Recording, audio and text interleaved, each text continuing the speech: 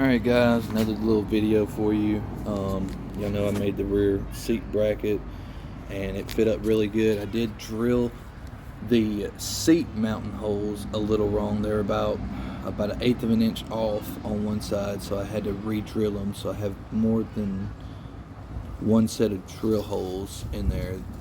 One more set of drill holes than I wanted, but it'll be alright. I can mark it later on and re-drill it if I have to. It wasn't very expensive piece of metal or anything. But I also went ahead and put a bolt and spacer on the front part of the seat mount. It's resting on top of my battery box, which I don't like, but I'm just trying to mock it up for when I get the bracket.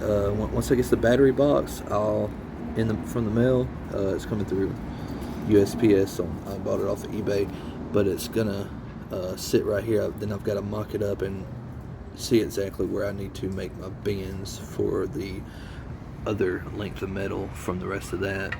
But that's what it's looking like right now, and it looks like I've got enough space under there to make the bracket how I want it to, and it looks like it's gonna line up pretty damn close.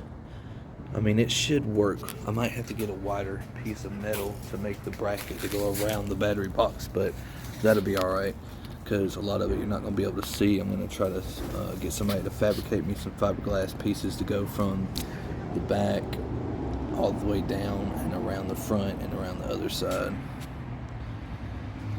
Lost focus for a second, but yeah, let's see if I can get a better shot. Yeah, that thing is looking pretty good like that, man. I think it looks a lot better than that cargo compartment, and I don't really have any need for that cargo compartment, to be honest with you. I don't carry that much stuff, and I mean, I may run to get some groceries in this, but I've got a book bag, and that compartment wouldn't hold very much, you know. Loaf of bread, gallon of milk, some lettuce for my ducks.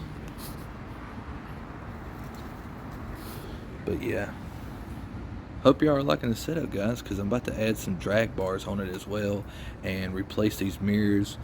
I've got another plan to make some LED light bars mount to this. If anybody's got any links to any brackets for the light bars, or any light bars that would just bolt right up to that, let me know, or I'll just dive into it myself.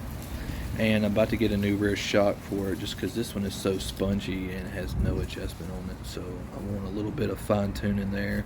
And eventually I'm going to do a variator and clutch upgrade for this as well. I'll probably get the stretch kit for it from xl50moto.com, and I'm going to probably be going with some TRS super mesh wheels, just like I have on my Ruckus. If y'all seen that, I'm going to try to fit the same wheels on that. I just have to get the 4x90 adapter for the front and the 4x10 adapter for the back, and find a hub that'll fit on this. But yeah, it should be looking good, and not sure how long it's going to take, but probably quite a few months, just because I'm trying to finish up my Ruckus build right now. Still need to buy a stretch kit for it, and the rear shock, because I sold my frame that had the welded on stretch kit, so inoperable at the moment. But I do have my Grom and my Boulevard and this little nice Yamaha C3 that's coming together. And I have if you notice, I have the